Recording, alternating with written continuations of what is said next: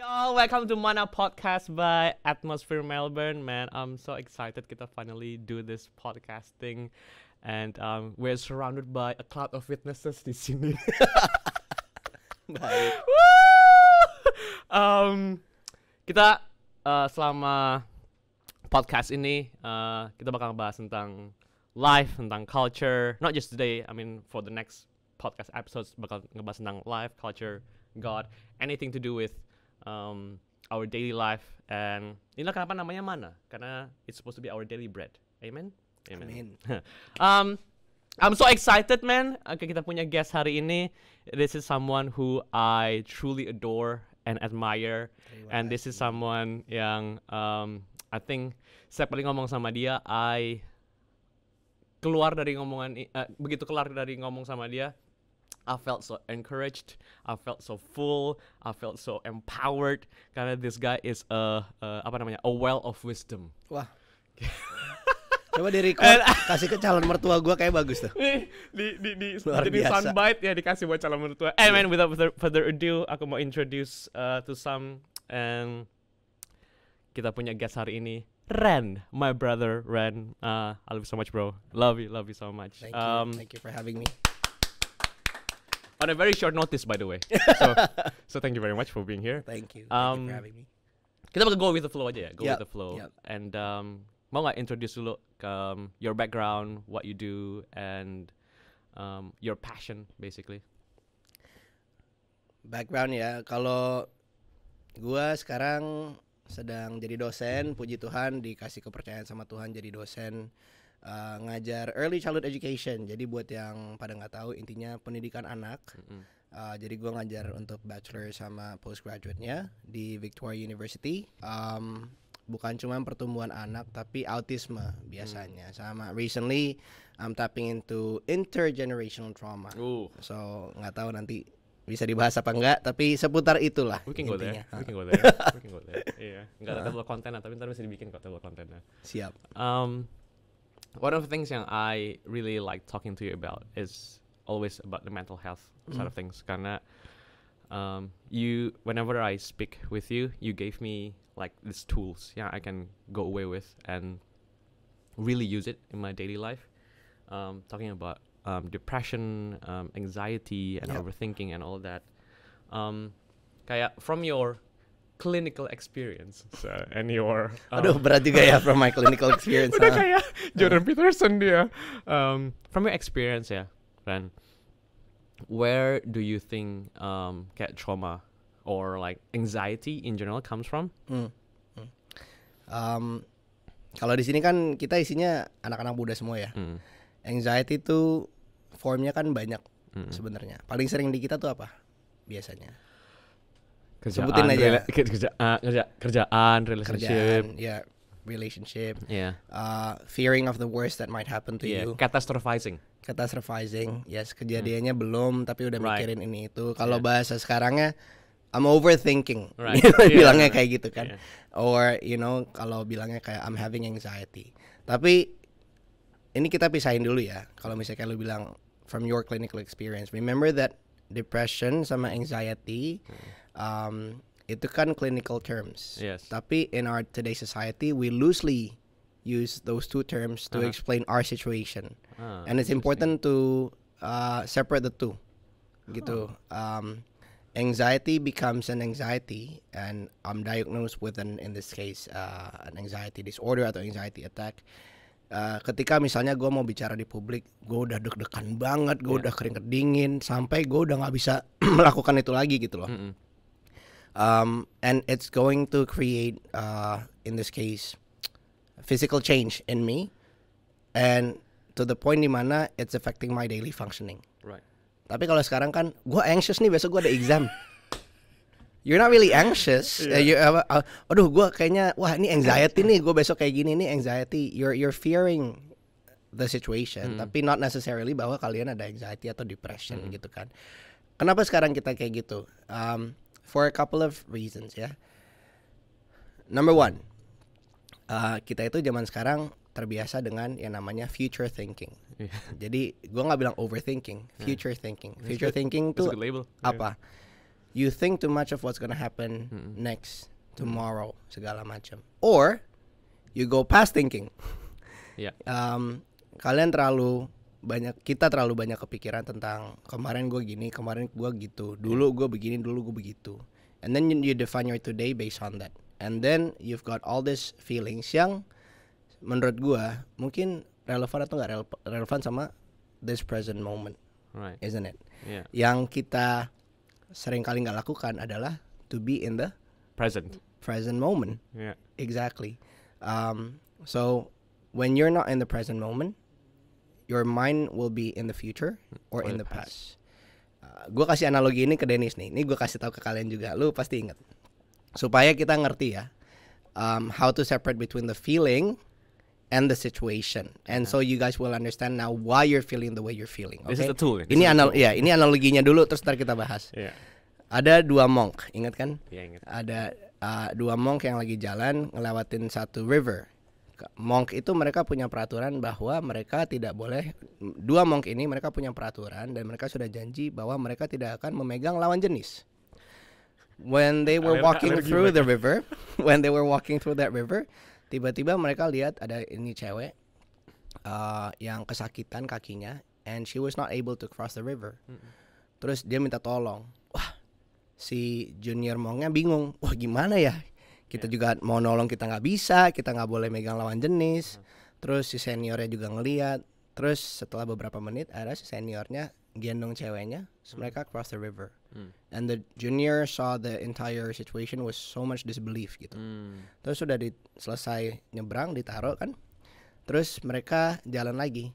Half an hour later, juniornya nggak tahan. Jadi nanya nih, I cannot believe what you did, bilang gitu ke seniornya. Terus seniornya nanya, apa? Dia bilang, I cannot believe you touched the woman. You're not supposed to do that. Terus seniornya bilang apa? I put down the woman half an hour ago. You're still bringing the woman with us. Ngerti nggak? Ngerti. Problem lu tuh udah half an hour ago. Iya. I have left the problem half an hour ago. Iya. Ketika itu selesai, you're bringing the problem with you. Iya. Banyak dari kita yang sekarang itu bawa masalah yang sudah terjadi in the past ke kita sekarang, and therefore otak kita tuh banyak isinya. Or lu banyak bawa masalah yang belum terjadi, tapi you fear about it right now, and therefore we feel anxious. Dennis, lu punya tangan nih. Mana tangan lu? Lu dari tadi nggak pakai tangan lu nggak gini-gini kan? Kaki lu dari tadi nggak jalan, lu nggak kelepek-kelepekin kaki lu kan? Brain itu buat apa? Brain itu buat berpikir. Kapan? Ketika kita kasih instruksi untuk brain kita berpikir. Tapi human sekarang nggak bisa bedain antara being and thinking. They think that they have to think all the time. Being is not the same as thinking. Being is just be. Otak lu itu nggak bisa ditaruh di overdrive, having to think all the time. Sekarang yang jadi kalau think tanpa lu kasih instruksi, masternya siapa? Brain lu, bukan lu lagi. If you take over, lu yang akan decide. You think when I tell you to think. When I'm not telling you to think, just be in the present moment. Right? Just be in the present moment and just be. Be present. Allow yourself to be here, seeing what you're seeing, experiencing what you're experiencing. That alone itu sebenarnya buat banyak orang itu sudah sangat mengurangi this idea of anxiety. You live in the present moment. Itu the very basic of it. Yeah. How do you practically do that? Be grounded basically. I heard someone recently, terapis dia kasih tahu untuk kayak feel the grass. Kayak kasih buka kamu punya sepatu terus really feel the grass and just feel the air, the birds chirping, which reminds us of Matthew 6 di mana Tuhan bilang kayak do not be anxious katanya. Look at the birds in the sky katanya. Look at birds in the sky bukan kayak look at the future katanya kan ya. Look at the birds in the sky karena berarti kita harus kayak be present in the moment. Kayak, so how do you practically do that? Okay. Yang paling bisa to be in the present moment siapa? Gua jalan nih sama anak 5 tahun. Ngelewatin park. Anaknya mikir apa? Ngelewatin park. Ngeliat. Therefore they ask, itu pohon apa? Ini apa sih? Itu apa sih? Ren, lewat. Ntar malam gue makan apa? Besok gue examnya apa? Otak gue nggak di situ. anak itu yang paling bisa in the present moment. Nah, present moment tuh apa? Present moment is nothing but, as you mentioned, to use your senses to be in the present moment. Lu nih kepikiran, aduh gila, tadi di kerjaan gue meeting ngomongin ini ngomongin itu, mereka mikir apa ya? Gue cubit lu sekarang nih. Set, at that very moment lu balik ke yang sekarang. Sakit bro, lu gimana sih? Tapi tiba-tiba lu nggak kepikiran soal meeting lo.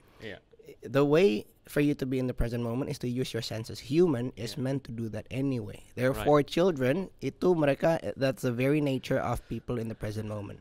You're supposed to use your senses to feel your present moment. Therefore, lu bilang you see things. Notice what you see.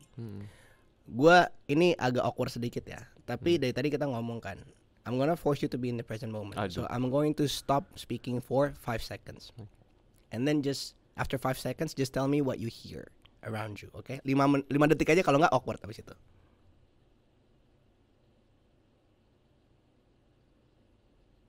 Oke. Apa yang lu dengar? AC. Suara apa lagi? Ada mobil di luar. Pertanyaan gua, di 5 detik itu, lu mikirin your future nggak? Enggak. Your past? Enggak. You were just in the present moment.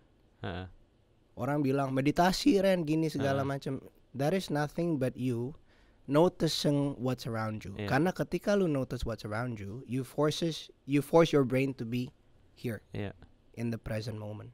Itu latihannya gitu. Jadi just use your senses. See things, smell things, hear things, feel things. Yeah, that's the very basic of that. Meditasi kan sebenarnya cuman itu gitu. Orang Kristen biasa dulu menghindari meditasi kan, karena mereka pikir itu devil-like. Right. Karena takut kayak orang dulu mikirnya kayak yoga itu adalah mengundang iblis segala macam. Katanya bikin pintu untuk iblis masuk segala macam. Not realizing that even Jesus himself, he meditates. Right. The Bible itself bilang meditate on the word day and night. Right. Katanya. Yesus sering banget kayak bukan isolate himself tapi incubate himself. Kalau misalnya dia udah kelar melayani orang, abis kelar kasih makan 5,000 orang, dia pergi ke on the top of the mountain and then he prays by himself.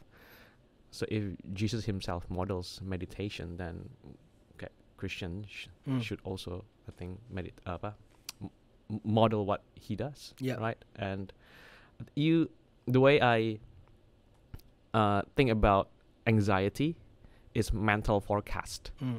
Kalau ada weather forecast, tapi kalau anxiety itu mental forecast. Kayak kita udah mikirin ke depannya udah kayak apa. Nah, kalau misalnya weather forecast, they have data yang bisa support the conclusion. Kayak ini bakal ada hailstorm karena ada atmosfer di 30 km dari sini, langitnya kayak gini segala macam gitu. They have lots of data. Tapi what I learned in my own personal experience adalah waktu I'm anxious, I'm creating mental forecast on the things that are not true. Lots of assumptions basically, right? And then pikirannya udah kemana-mana. Kayak Doctor Strange di Multiverse of Madness tuh nggak? Udah kayak sejuta verses. Terus you tadi mention something very interesting kan. You bilang kita harus separate mana yang quote unquote our cultural definition of anxious, kayak gue takut besok ada exam, gue takut besok ada interview, excuse me, sama yang the clinical term of being anxious, which is you can feel in your body. Is it different for different people? Kayak where they feel it in their body? Kayak some people feel it in their stomach, ngerasa mual, apa segala macam. Kayak what does that tell you? Kayak the manifestations in the body in terms of kayak anxiety. Sebenarnya kita kan bilang ada physical sensation, gitu kan. Jadi not to say bahwa cuman orang-orang dengan clinical diagnosis of anxiety yang ngerasain. Ya lu juga, gue mau diajakin kenalan nih sama teman-temannya teman gue. Kita bilangnya introvert. Belum ketemu udah deg-degan. That's also a physical sensation kan. Mau ketemu keringet dingin. Itu juga physical sensation. Beda-bedanya itu ya memang sebenarnya tergantung aja sama orang gitu loh, where they feel it and how they respond. Kalau manifestasi itu tuh kita bilangnya, lu kalau sedih ngapain, bro? Nggak pernah sedih, Normalnya nggak orang kalau sedih tuh apa? Nangis. Yeah. Kan?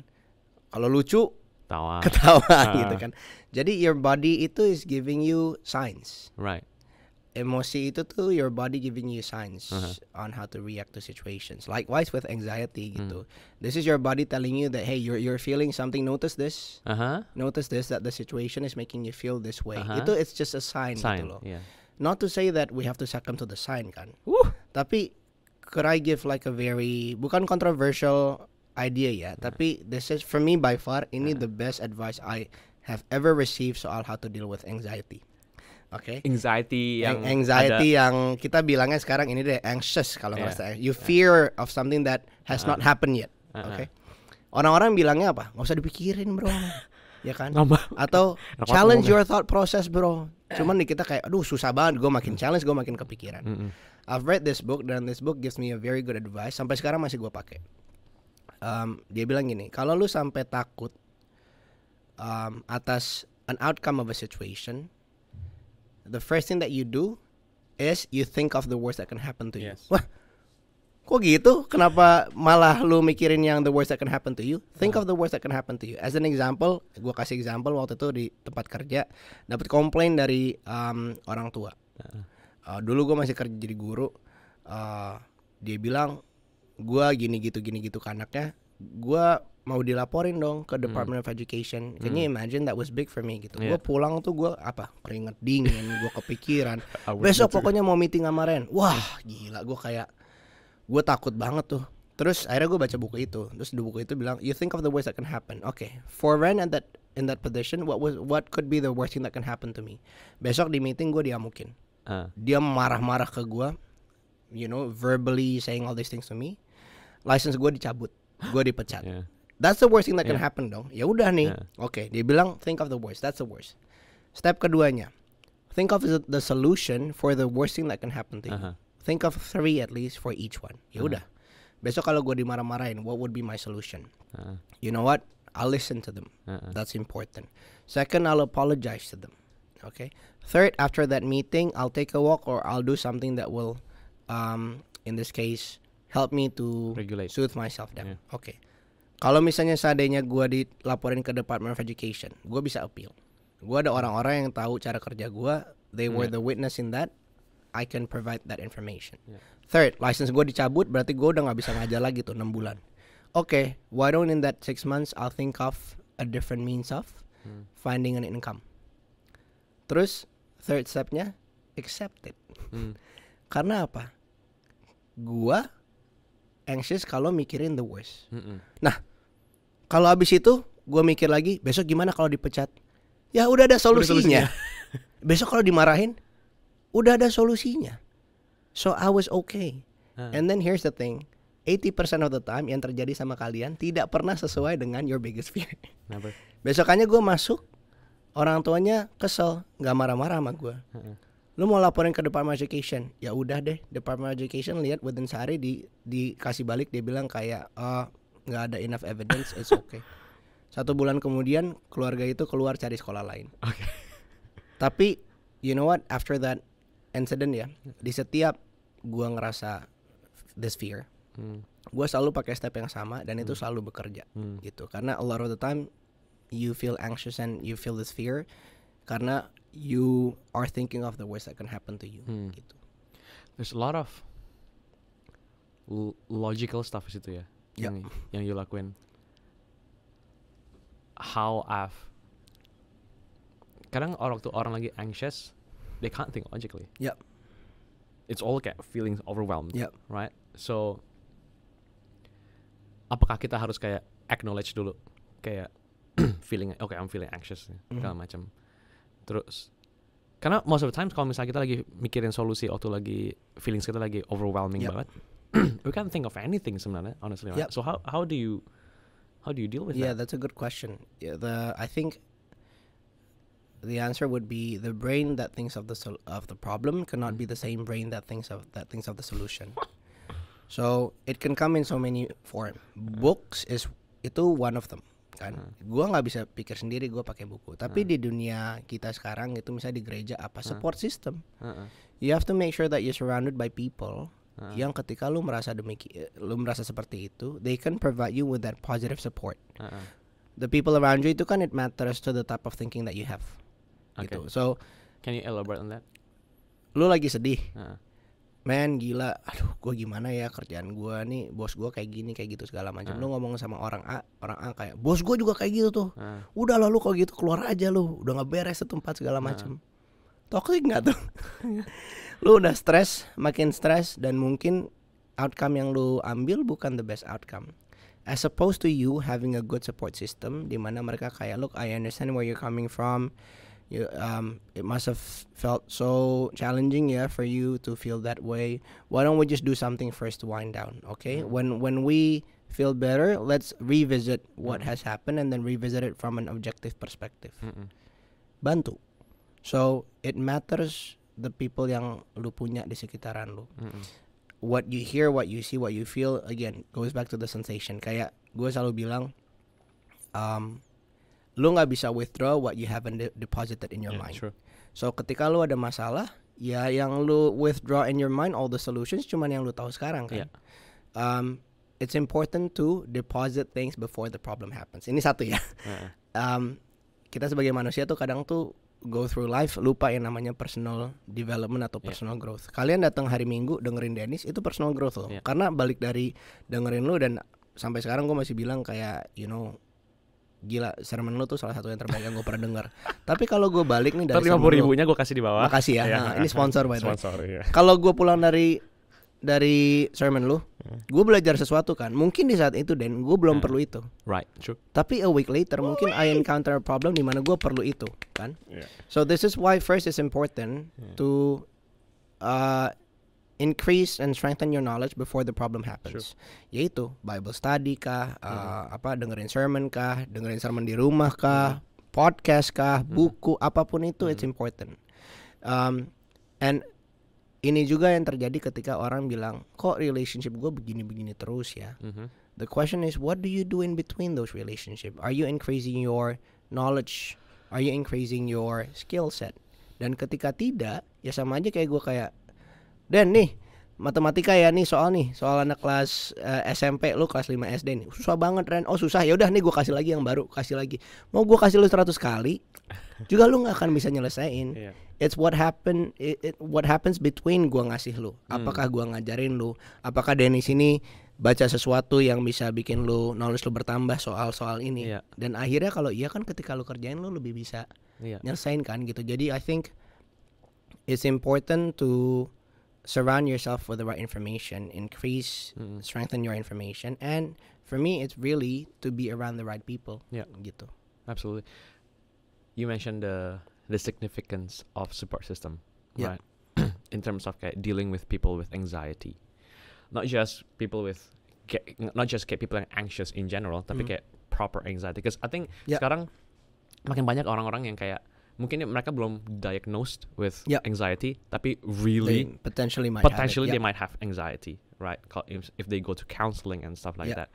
How do we, as the support system, bisa help them regulate? That's like psychological term. How do we help them to regulate? Or is it possible for us to help them to regulate? Atau kayak cuma mereka sendiri yang bisa regulate themselves? Okay, good question. I think yang pertama, normalize this idea of sharing our burden with somebody.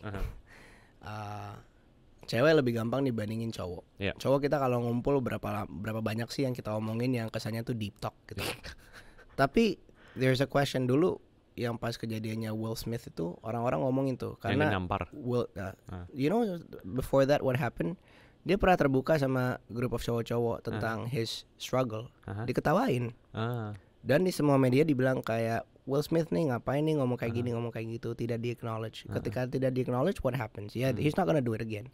Normalize this idea of sharing your burden with somebody, and itu sesuatu. Yang kedua, normalize this idea of counseling.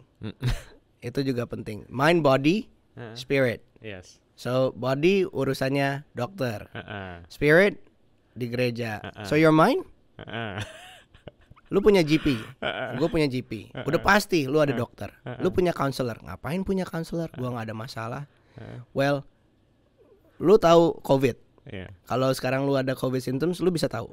Kok bisa tahu Den? Karena at some point somebody told you what the symptoms are. Yeah. Sekarang lu nggak butuh lagi ke dokter untuk tahu ini symptoms equal COVID. Yeah. Tapi mental health apa? Mm-mm. Siapa di seluruh hidup lu yang pernah ngajarin lu how to define your mental health? Dan kalau nggak ada, then how are you going to learn? So normalize this idea of counseling and the fact that emotional support and emotional education is as important. Mm-mm. Tadi lu nanya apa pertanyaan terakhir? Apakah yang bisa regulate itu cuman orang yang anxious That's themselves? Nah itu. Atau bisa Right. dibantu sama orang-orang yang dari Right. luar? So ini gue cerita sedikit nih. Cici, kalau Cici di rumah dengerin ini. Cici itu Gua, nama fiance gue fiancé, by the way. ya. Si Cici itu kita kalau misalnya lagi ngobrol dan dia share ke gue masalah dia, gue share masalah gue ke dia, gue akan bilang sama dia bahwa be careful not to expect each of us to go beyond our capacity in supporting each other. Kita tuh ada kapasitasnya loh, Ya. bantu teman kita atau Ya. bantu pacar kita atau tunangan Ya. kita. Tapi gue cuma bisa support dia sebatas kapasitas gue. Beyond that, Aha. whether it's me atau dia, mungkin perlu professional help atau Right. help dari orang yang lebih Yeah. mampu, Aha. lebih ada kapasitasnya. So di kita juga kita harus berpikir seperti itu. Kita sendiri itu ada batas kapasitasnya nih. Right. Apalagi kalau itu jadi problem, ya berarti kan kita belum ketemu tuh solusinya. Yeah. Therefore lu cerita sama orang yang lebih capable, temen lu kayak pendeta lu kayak. Aha. Tapi mereka juga ada batasnya, kapasitasnya. So siapa di atas itu gitu? Apakah mereka bisa bantu? Great. Tapi di saat mereka nggak bisa bantu, mungkin masalahnya lebih besar daripada kapasitas mereka. As a human being, the most important thing is to be resourceful. Yeah. You don't have to know how to solve everything. Yeah. You don't. Tapi you need to know how to be resourceful. Yeah. Meaning lu mesti tahu ngelempar masalahnya tuh ke siapa orang yang tepat. And that's what's important. Kenapa kalau nggak kalian akan banyak kecewanya? Kok kamu nih sebagai pacar aku, kamu kan seharusnya bisa kayak gini kayak gitu. Aku lagi cerita lo sama kamu, kok kamu malah menghindar? Is it possible that maybe that person is so exhausted with their own life that they might not have the capacity to support you? Yeah. Kok lu sebagai pendeta nggak bantu gua sih? Kok kayak gini kayak gitu supportnya? He's a human being. Maybe beyond that we have our limitation. Mungkin si counselor itu yang bisa bantu. Do you know that counselor abis ngasih lu counseling juga counseling ke counselornya mereka? My name is not Yeshua, by the way. So, huh. So that's what's important. Jangan sampai kita ngerasa disappointed Yeah. purely because we put the wrong expectation on somebody yang mungkin secara kapasitas memang belum di situ untuk bantu kita. So understand your capacity, understand the capacity of this person, and be resourceful. Counseling is a fantastic tool to support you beyond the support that you can get di church. Makanya kan kita juga ada kan yang namanya counseling sama pendeta, counseling sama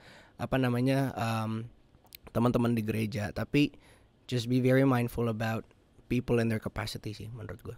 Iya. So waktu orang share that I'm feeling anxious, gue lagi ngerasa ini segala macam.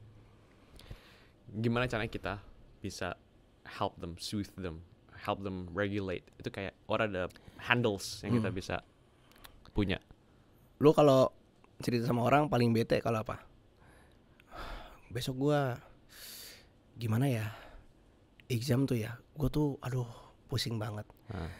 Oke bro, gua tahu nih. Nih ya caranya. Langsung ngomongin solusinya. Do you know that for a lot of people tuh yang mereka mau tuh kadang bukan solusinya. Gua tuh cuma pengen didengar loh. Seringan kita denger kayak gitu kan. I just want to be heard, you know. I just want my feeling to be acknowledged and heard. That's the first thing that we have to know. Jangan sampai kita kalau lagi mau bantu orang ngerti limelight-nya tuh di mana. Limelight-nya tuh di dia bukan di kita gitu loh. Kita tuh support sistemnya, kita tuh facilitatornya. So when they share things with us, the very best thing that we can do number one is to put all our attention. Dennis cerita sama gua nih, Dennis. Kenapa bro? Oh iya. Terus? Oh iya. Bentar. Lu ngerasanya gimana? Kayak you really don't care about me, do you? So be very attentive and make sure that you give your 100%. Acknowledge their feeling. How? Practically. Give me. You know give the me- hardest give me, part like, is not the even words. acknowledging them feeling. The hardest part is to let go of our ego, man. Oh boy, let me tell you about it. Sorry, Karena- soundman-nya jangan. Apalagi kalau kapasitas kita lebih. Iya. Besok, aduh gimana ya? Aku mau meeting sama bosku, tapi aku takut banget. Lah bro, kayak gitu doang. Ya, masalahnya kan dia bukan kita. Mungkin kita kapasitasnya lebih tinggi, tapi kan nggak kayak gitu di dia. The hardest part is to let go of our ego of being better or being right. Or being the solution provider. It's not about any of them. Kalau mereka cerita sama kita, just acknowledge their feeling by saying things such as, look, I can only imagine how difficult this must be for you, yeah. Oh, it sounds like, it sounds like this is giving you a lot My of favorite phrase. It Yeah. sounds like. it sounds like this is giving you True? Iya. Karena it sounds like tuh apa? Paling bete tuh kalau dengar orang ngomong gini, ngerti sih gua, bro. Kenapa? Lu nggak ngerti, lu nggak di posisi gua. Lu nggak di posisi gua, men. Itu tapi kita sering banget ngomong kayak ngerti sih, bro. Kecuali lu memang went through that. I can give you a very sort of, in this case, extreme example. My dad passed away during COVID, kan, and gue down. Ngomong sama temen gue, kenapa lu bro kok down banget hari ini? Kayaknya kerjanya nggak bisa. Sorry bro, kayak kayak gini. My dad passed away. Gue ngerti sih bro. Bokap lu masih ada, men. Nyokap lu masih ada. Nggak apa-apa. Kayak I can understand where you're coming from. Tapi maybe we have to be careful with that. So acknowledge the feeling. Yeah, it sounds like, look, I can only imagine. Acknowledge bahwa what you're feeling. And Valid. yang paling gue suka adalah bilang kayak, look, what you're feeling is valid. Please know that. Okay, that's okay, bro. You should feel that. Nggak apa-apa. Nah, abis itu baru jangan terlalu cepat ke solusi. Ngomongin juga. Sometimes what people tell you, the very first thing that people tell you is not the actual thing that they want to tell you. Yes. Wait, ini dari sisi yang ngerasa anxious kan? Ini dari sisi yang ngerasa anxious. Yes. Jadi give some time kayak, learned that. okay bro, is there anything else? How else are you feeling? Tell me more. Tell me more bro, I really wanna listen to you. Let them express it gitu loh. Itu aja udah ngurangin 30% beban mereka didengar ya. Yeah. Baru di situ kalau lu mau support, before you support, ini ada tengah-tengahnya orang suka lupa. Compliment them. Compliment them. Interesting. Compliment them for what you can compliment them. Kalau lu lempar ke solusi ya bro, kadang tuh orang mikirnya, lu tuh nggak ngerti ya, gue tuh udah nyoba kayak gini loh. Gue tuh di relationship kayak gini, kayak gitu, relationship juga kayak gini. Bro, lu tuh mendingan coba kayak gini. Itu tuh orang tuh mikir kayak, man, gue tuh udah coba semua cara, man. Kayak you're really not understanding me. Really, So- I feel validated. I feel seen. I feel compliment is understood. important, bro. Can I just say that you've done such an amazing job in that relationship? Yeah. And then jangan kasih compliment yang basa-basi. You have to be very specific. What is it that you can say about this person? Okay, I know that meeting your boss is very difficult, but can I just say I see how much you have worked the past 1 week, and I really adore that. I really adore this about you. I learned so much about that. So you've got such a great characteristic that you can share with people. Please know that. Compliment first. Yeah. And then after that, lu jangan kasih solusi, pikir bareng-bareng. Hah? So, what do you feel like doing right now? Gua nggak tahu bro. Okay, let's think about a solution together gitu. Tapi the very first important thing is those two. And without those two, people will not hear your, people will not want to hear your opinion until they know that you care about them. Yeah. Doesn't matter how good your solution is. Yeah. Gitu. So hopefully that answers it. Yes. Ini the preacher in me come up with the alliteration. So empathize with them. Yeah. Encourage them. Yeah. And then think about the exit together. Yeah. Basically. Why the third? Hah? Why the third? Apanya? Kenapa think about it with them? Gue jadi guru nih, anak gue ngerjain puzzle. Ryan tolong bantuin dong. Oke. Nah ini nih yang ini taruh ke sini. Ketika dia ngerjain puzzle itu next time, what's going to happen? Ketika mereka encounter that problem, tadinya yang ngasih solusi siapa? Ren. So dia butuh Ren lagi sekarang. Jadi codependency. Kalau gue bilang kayak, oke, gue tahu caranya, tapi I wanna throw some questions that can support them. Okay, so what else can we do ya? Kayak, have you tried maybe turning the puzzle pieces? What else can we do? Gue skilling them up. That's what we want to do. Supaya ketika orang itu kedepannya encounter the same problem, that conversation with you was very fruitful karena we're skilling them up. You're teaching them how to fish. Correct. And therefore mereka bisa progress gitu loh in their ability juga gitu. That's insane. We're getting free counseling right now. Habis ini dikirim Apa ini free ya? Gak lah, bercanda. Product placement dari iPhone. Aduh jangan. Aduh.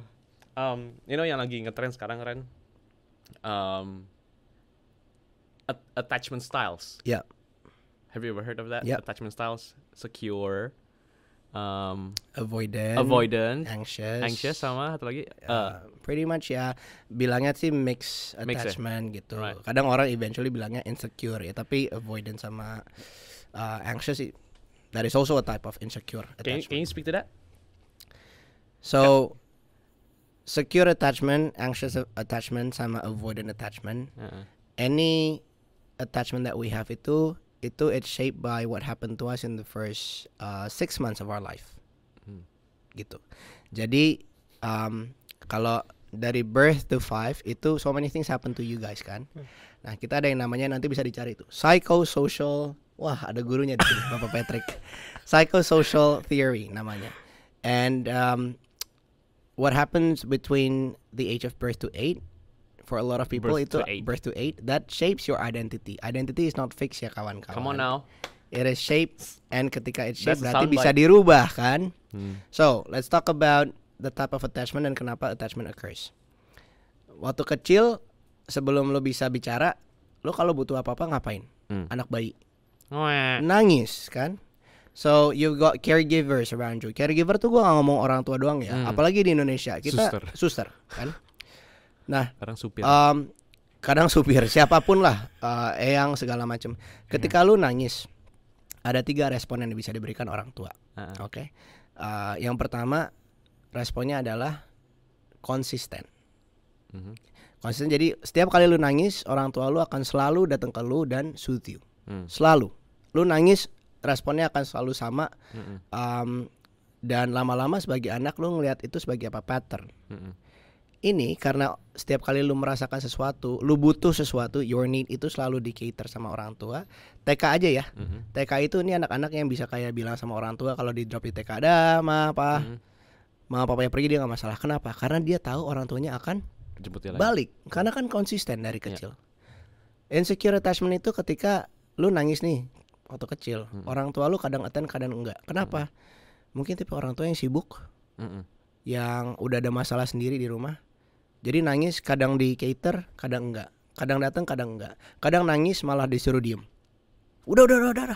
Ngapain sih nangis terus? Pas TK-nya jadinya tipenya yang kayak ada separation anxiety. Kalau misalnya orang tuanya pergi, di drop di sekolah, nangis tuh bisa 2 jam, 3 jam. Kenapa? Karena gue gak tahu nih, lu balik apa enggak. Terakhir kali gue nangis waktu kecil, kadang lu datang ke gue, kadang enggak. I'm not sure what to expect from you. Terus yang ketiga ini, ada juga yang datang tapi nggak ada yang konsisten, tapi konsistennya itu tidak melihat bahwa a child is capable and competent. Kayak yang tadi gue bilang. Jadi misalnya anaknya nangis, waktu kecil nangis kan, dibantu. Tapi ketika anak umur 2, 3, 4, 5 tahun, seharusnya kan ada perubahan. Kita bisa skill up. Datang, tapi datang nggak perlu kayak oke nggak apa-apa. Kadang anak kejeduk meja, orang tua kayak, ih salah mejanya nih gitu. Bisa salah mejanya pak? Wih nggak apa-apa nih, mejanya salah segala macam. Kesannya anaknya terlindunginya seperti itu. Anaknya jadinya berhenti nangis, tapi kan salah informasinya. Atau setiap kali dia nangis, udah 2, 3, 4 tahun, tetap aja orang tuanya yang kayak udah nggak apa-apa papa di sini. Instead of kayak okay, look, ketika umur 3, 4 tahun, I can see that you're very sad. What happened? Gitu. Kira-kira kita bisa ngapain ya? Yuk kayak gini. Lama-lama anaknya di skill up. 3 hal yang berbeda itu create 3 different types of attachment. Secure, ada anxious, ada avoidant. Nah, anxious sama avoidant ini juga biasanya karena modeling ya. So I'll speak about that. Tapi kalau yang secure, ketika dewasa, ya udah akhirnya you're very confident to enter any relationship, gitu. And also you're very confident in your own ability. Right. You have a high value of yourself. Correct. Yeah. Tapi kalau misalnya yang insecure nih, let's just talk about anxious, gitu. Jadi anxious itu nggak cuman karena waktu kecil tuh di cater apa enggak. Ada juga anxious tipenya orang tuanya sulit banget ngasih komplimen. Lu udah 98 nih, mana sih duanya? Gitu. Duanya kemana? Gitu. Orang Indo kayak gitu. Pak aku kayak gini loh. Ih papa mah dulu mah bisa kayak gini. Susah banget ngasih komplimen. Atau susah banget dapetin yang namanya respon sayang dari orang tua. Ketika in a relationship, they're gonna have to guess for themselves. Udah tipenya kayak apa? 5 tahun in a relationship, hari Senin tahun kelima, kamu tuh sayang gak sih sama aku? Kita kan udah 5 tahun masih nanya sih. Ya karena aku gak tahu besok bisa berubah. They need multiple reassurances. You have to continuously, itu external affirmation. When people need external affirmation, tipenya kayak gitu. Atau di tempat kerja, lu udah presentasi bagus-bagus, pas turun orang sibuk sendiri, gak ada yang komplimen lu, nangis lu sampai rumah. Wah, yang tadi jangan-jangan gak bagus, jangan-jangan gini. You need external validation, external affirmation, and you're very anxious in that relationship. Karena this is not, I cannot predict nih what's gonna happen next. And then you've got avoidant. Avoidant tuh tipenya, and I grew up with this ya. Nyokap gue itu sama sekali gak memperlihatkan emosi. Kalau menurut gue, iya oke. Kalau lagi ngomong dia sedih, kata favoritnya dia adalah anyway. Itu tandanya kita udah gak boleh ngomongin lagi. Oh, udah ganti subjek. Iya nih, kakaknya mama lagi sakit, cuman ya anyway, terus gitu. Tapi sebagai anak what happened? I model. You model the people around you. So kalau gue nggak pernah terexpose dengan orang yang tahu how to regulate their emotion, how do you expect me to do that? I can't. So in a relationship, ketika cewek gue bilang kayak hari ini berat banget. Oh gitu ya? Aduh yang sumpah hari ini aku kayak gini, kayak kamu mau dengerin gak sih? Iya kenapa? Tapi emotionless. Kenapa? Karena kalau lu cerita sama gua itu bahkan gak bisa regulate my own emotion. Apalagi sekarang gua harus bantu lu regulate your emotion. This is too heavy for me. So the best thing for me is to be avoidant. I avoid this gitu. Or avoidant attachment juga terjadi kadang-kadang di saat kayak lu, I don't want to invest too much in this. In the past, investing too much leads me to losing something, and therefore, if I were to sort of put everything into this again, what's gonna happen? Kayak gitu-gitu. So, and this is not just in a relationship with your loved ones. In any relationship, isn't it? And sama bos lu lah, sama siapapun, itu seperti itu. So, those are the 3 types of attachment yang lu bisa develop as the consequences of your upbringing. Aku baru kepikiran ini. Kita di bayi kita punya umbilical cord attached sama mami kita. The first thing that they did waktu dilahirkan, sesar, mau C-section mau normal, they cut the umbilical cord. Jadi ada detachment. Jadi dari hari pertama kita masuk ke dunia aja kita udah detachment. Terus the first thing that they did biasanya adalah skin to skin, right? Trying to attach lagi ke orang tuanya. Terus breastfeeding, trying to attach lagi ke orang tuanya. And then biblically speaking, Eve diambil dari mana? Sides-nya Adam, so di detach dari Adam. Abis itu Tuhan bilang waktu mereka and the two shall become one, right? Jadi disatuin lagi.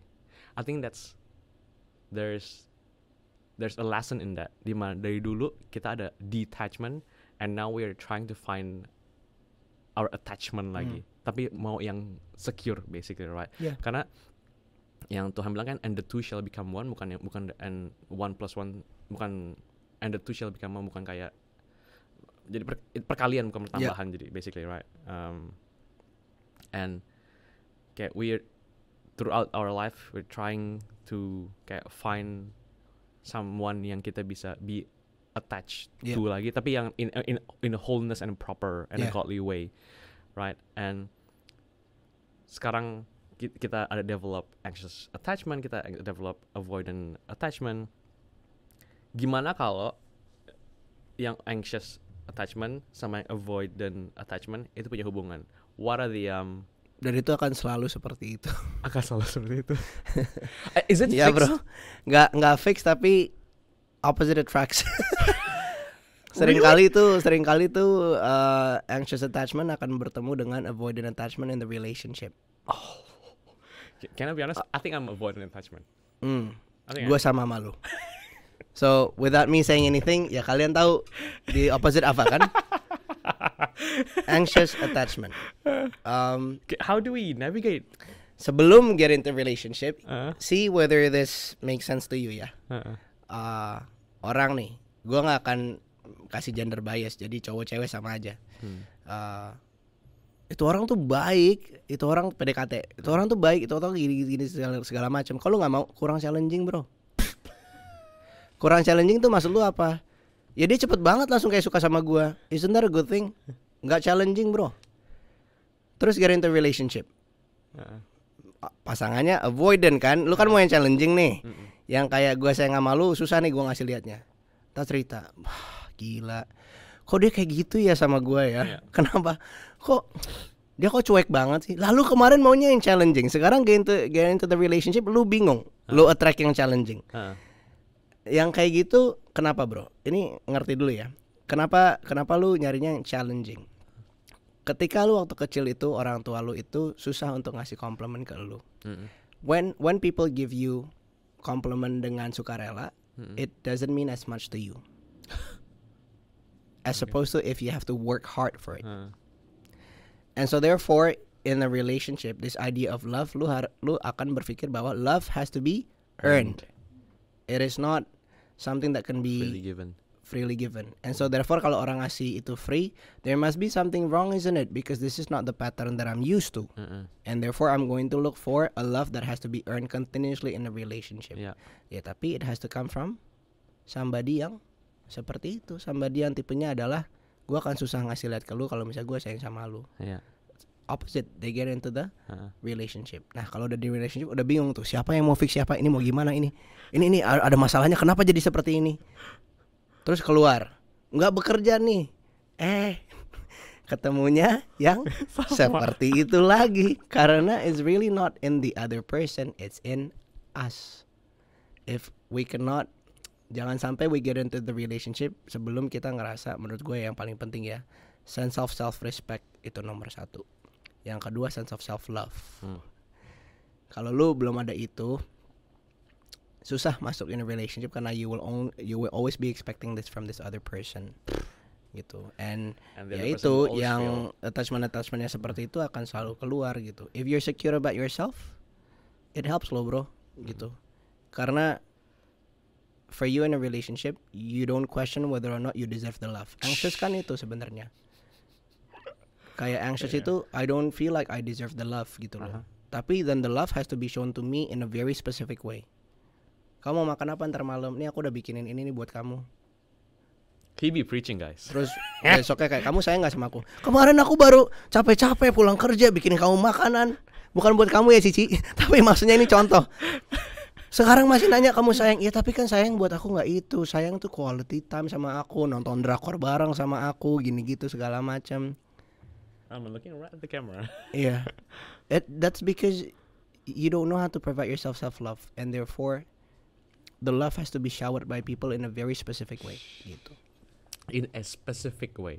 It has to be their way. Their love language. Love language kita berdua sama bro.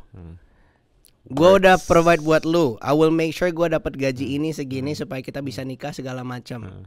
Kamu mau nggak nikah sama aku? Oke, mau. Sekarang gimana kalau kita tata keuangannya? Kamu tuh serius nggak sih sama aku? Kok ngomonginnya keuangan? Lah, ini my love language, financial security. But if their love language is not that, if their love language is about the quality, ya lu nggak akan pernah ketemu. Kayak they will always feel like they're less loved, and you will always feel like you are questioned by it. And therefore avoidant adalah I don't wanna feel less than.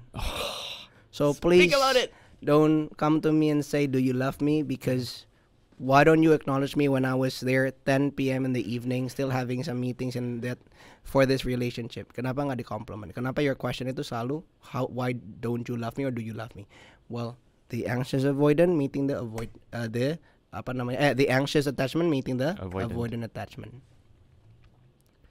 Kayak everyone feel seen, heard, and understood sekarang so di sini. Karena apa yang dia bilang. Versi 2-nya ntar sama bapak yang di belakang ini ya, Bapak Patrick ya. That's insane, bro. Unless you have that self-respect and self-love yang kamu bilang tadi, and that cannot be done until you heal your trauma menurut gua ya. I think a lot of the time kita tuh future thinking tuh bagus, past thinking tuh oke. Tapi functional nggak? Lu tuh past thinking tuh apa? Past thinking lu tuh buat apa? Past thinking lu kalau cuman buat kayak narik-narik kesalahan lu sendiri, ya that's not functional. Lu kan maunya kan past thinking itu reflect gitu loh, bro. I become somebody that I am today in a relationship yang I can be very open gitu. My biggest insecurity is financial insecurity. Kenapa? Ya karena I grew up with financial insecurity. Right. So I was made to feel that this is the most important thing in life. Yeah. So all I do in life itu selalu revolves around how can I gain financial security. Tapi guess what? What are the conversations that I'm gonna have in my relationship? Kamu sekarang gajinya berapa sih? Kita kalau mau nikah, kita udah siap belum sih? Yeah. Itu semua tentang financial insecurity. That can be perceived by somebody else as not an act of love, tapi juga questioning them gitu loh. Jadi mungkin gua itu that's my trauma.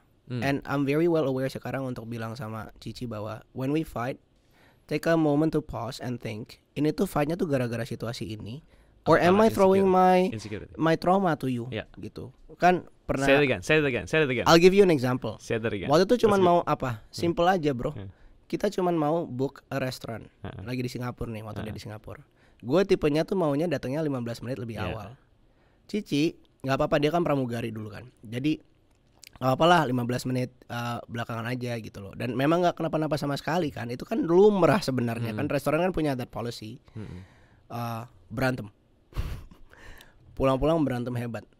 Berantem hebatnya tapi apa? masih bisa makan kalian. Padahal tuh makan. Lagi makan tuh kayak padahal kayak orang 6.15 masih boleh masuk, tapi gue udah kesel.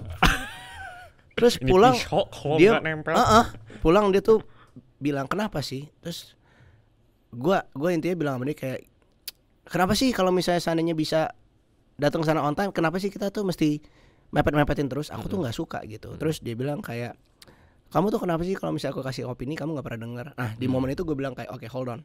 It doesn't look like this is about the situation. So I'm gonna tell you what my trauma is, karena I'm very well aware where I'm coming from." Gue bilang sama dia gini, "Kamu tau nggak, keluarga aku dulu tipenya nggak plan financially.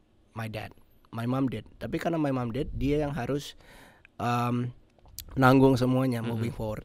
And aku nggak mau sampai akhirnya nikah kita ngulang hal yang sama. For me it's not about kamu datangnya 6.15, tapi it's about whether or not we can plan our life. I plan my life, therefore aku mau di sananya 15 menit lebih early." Nah, ngintip siapa dulu? Nah, di dia, gue bilang sama dia kan, kayak, "So what's your trauma? Cause I need to understand. Karena I know this is not about this." Akhirnya dia bilang kayak, "Oh, I think with mom and dad mungkin komunikasinya kurang baik dulu. Mamanya selalu ngerasa kurang didengar." Dan dia bilang, "This is a trigger for that." So that's when I say, look, situasi kita itu cuma tentang tadi on time apa enggak.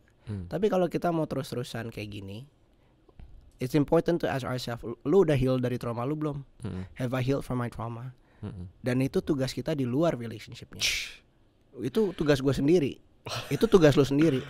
Nanti balik ke relationshipnya itu so that you're a healed person, I'm a healed person. Jadi kita nggak throwing our trauma to one another. A lot of the time in the relationship, people don't realize bahwa they're actually dealing with the trauma of this person and not really itu manifestation of the trauma yang jadi berantemnya lu. Yeah. So a lot of the fights that we're having, it's not about the incident itself. No. It's about the insecurity. Correct. Your biggest insecurity getting triggered in that, and maybe we haven't healed from that. So if you want to go past thinking, by all means, tapi past thinking with reflection. Right. Bukan rumination. Kenapa gue jadi yang kayak sekarang? Okay, what happened in the past? Again, untuk lo bisa do that functionally kan perlu bantuan. Therefore, orang yang bisa nanya a great question such as, "Ren dulu kalau dipanggil namanya Ren, gue nge-freeze." Kenapa Ren? Ya karena dulu selalu leadingnya ke mama papa marahin aku. Oke, tapi memang sekarang do you not have the skill to speak to people when that happens to you? Oh dulu kan nggak bisa. Yes dulu nggak bisa. Tapi dulu if we were to revisit, what is it that you could have said? Sekarang what is it that you could have said? As an adult you could have said, "Look, I see that you're angry. I'm happy to join you in the conversation, but I think it's only functional if I let you to cool down, and I'm happy to get into this conversation." Tapi kan Ren yang dulu nggak akan berpikir kayak gitu. Cuman when I get that tool set gitu added to me, the same shout is not going to create the same trigger for me anymore kan. Skilling up gitu. Jadi relationship is the same gitu loh. Make sure that you skill up gitu loh. Yeah. In that relationship, even though you're already in the relationship, ya lebih penting lagi. Yeah. Lu skill up nggak? 7 tahun nih pacaran. 7 tahun itu nggak skill up, ya udah masa lalu di situ-situ aja akhirnya. Gitu. Yeah. You taught me a very important framework of thinking waktu kita ketemuan waktu itu. Karena a lot of the decisions that we make is not our adult self. Yeah. It is our child self yang masih in that pain banget. Yeah. Right. It's not our 27-year-old self that's making the decision. It's our 7-year-old Yeah. wounded child. That's right. Right. And Yeah. kalau misalnya kita nggak tahu apa sih dulu yang bikin kita trauma, and really acknowledge it, Yeah. and work on it, will always the 7-year-old will always make the decisions Yeah. for us, right? And that's insane, bro. And it's tadi you mentioned something very important juga. I think we talk about this beberapa minggu lalu juga waktu kita lagi talk show di mana ada salah satu orang nanya kayak overthinking itu ada yang positif nggak? Dia bilang gitu. Terus Pastor Stefani dia bilang if it encourages you to plan, bukan paralyzes you, then it can be good, I think. Karena I think kebanyakan orang yang overthinking atau ada anxious, dan mikirin ke belakang, mikirin ke depan, they're not planning, they're not preparing, Right. tapi it paralyzes them. Yeah. So to your point, kayak we can revisit the past, tapi the plan-nya apa setelah itu? Yeah. Jangan malah paralyze Yeah. you, the thinking. Is Karena that it's about the emotion that is attached to that. Right. Misalnya lu mikir ke depannya. Sebenarnya overthinking yang positif tuh apa? Mungkin bukan overthinking ya, tapi thinking? you are passionate about something misalnya. It's good to have a clarity. Yeah. Clarity in your goal. Tapi kan clarity in your goal itu sifatnya positif. Kenapa? Karena lu kalau malam tuh mikirin, wah gua kedepannya pengen ini nih. Besok pagi lu bangun, you've got clarity of your goal Yeah. gitu loh. Tapi emosinya apa? Positif kan? Yeah. Itu yang bikin lu ngerasa inspired, you'd like to go on with your life. Overthinking yang nggak functional itu adalah ketika lu mikirin all the fear kan. Yeah. Tapi kan yang terjadi adalah negatif emosinya. Jadi think about whether your past thinking and future thinking tuh sesimpel emosinya yang comes with it tuh apa? Negatif apa positif? Dan ketika itu negatif, that's when we have to stop and really reflect on it. What are we thinking about gitu loh? Is this functional? So hopefully when we think about the future, yeah, we think about what we aspire to be. Tapi jangan sampai gue udah umur segini nih, kok duit gue masih segini ya? Yeah. Gue umur segini, kok relationship gue masih di sini, kok gue belum ketemu pasangan apa segala macam, and then you become fearful of it. So what we would like to hope is that you've got clarity of thinking. Again, this is when the spiritual comes in. Percaya bahwa waktunya Tuhan ya waktunya Tuhan.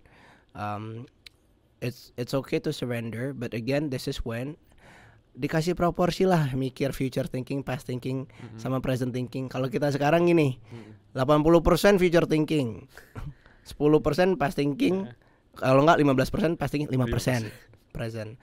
Kalau enggak 70% future thinking, terus 20% past thinking, if not 25, pokoknya presentnya yang dapat paling kecil deh. If you can start to change and to spend that 80% thinking in the present, I think that's what's important, Right. menurut gua. Yeah. Wow. Title-nya ntar podcastnya Be Present. But we'll think of the sound bites. We'll think of the title. We could talk about this for hours. I know. Man. But I can't wait untuk orang-orang.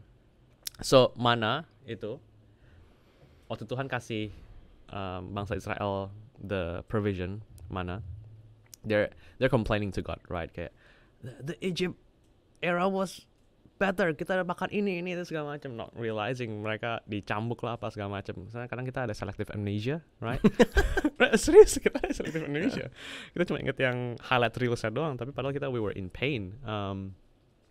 So Tuhan, mereka kelaparan, Tuhan kasih mana, right? They were asking for bread, tapi Tuhan kasih mana.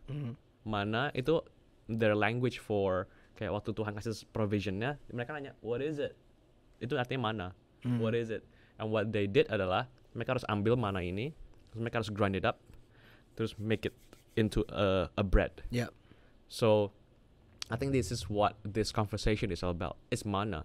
You grind it, you process it, process it, make it into a bread yang you bisa consume, Yeah. and bisa get you through the day. Yeah. And then the next day you do the same thing again. You grind the mana yang you didn't receive today. Habis itu, udah, you process it, and then you get through the day. Yeah. So I thank you for the daily bread, the mana yang you've given us today. Hopefully ini nggak bikin you kapok untuk datang. Sama sekali enggak, bro. Ntar Hopefully. kalau misalnya you datang sama abis itu kita bertiga sama you, me, and Patrick, Yes, it'll be like yes, a 4-hour podcast. yes, bro. Honest to God, it'll be Itu that has been my dream, believe it or not, Okay, dari well, tahun lalu. we'll make it Kayak, happen. You won't believe ya. And ini cuma buat nutup aja. I had a dream about this loh tahun lalu. What? And Dream Cici about tahu bahkan. Dream about what? Gue bilang sama Cici kayak tahun lalu kayak you know what? Aku ada kepikiran ya. Kayaknya and this is going to happen deh. Kayaknya atmosfer bikin podcast. Gue bilang. Terus gue bilang kayak terus di pikiran aku tuh ada aku, Denny sama Patrick. Jadi kayak mereka ngundang aku Patrick to be speaker gitu. This was last year by the way, bro. And I so believe dan gue tahu itu bakalan kejadian That's gitu insane, loh. bro. So then fast forward sekarang we're here. Bro, Yeah. that's insane. But thank you. I really appreciate you guys for having me. And Man. can I also say, Kaya, this church you guys has done a lot to me. You've done a lot to me, and I'm as excited to have this conversation karena gue tahu gue bisa belajar banyak, and super excited for the Mana podcast. Gue tahu ini kayak buat orang banyak juga yang ditunggu-tunggu ya. Kan zaman sekarang ya, Daniel Mananta podcast sudah pada nonton, Mary Riana. It's good to have your home podcast kan. Absolutely. Man, love you, man. Thanks, bro. Thank you so much. Love you back.